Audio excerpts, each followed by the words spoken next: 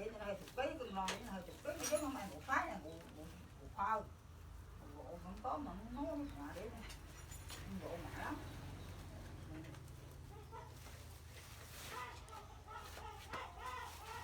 con chịu cho tiền Nguyên rồi bộ cầm bộ cầm chứ đừng bao thì có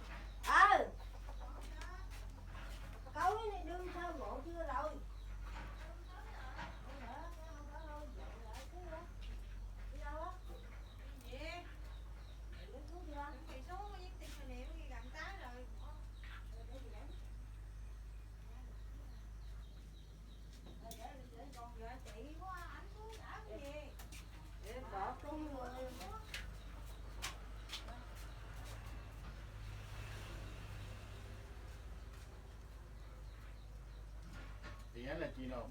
Chị Nam. Bà chú bà Sáu hả? Ơi. Ở trên nào bà nào? Bà Nam. Hồi nãy có đi có bệnh gì rồi đó hả?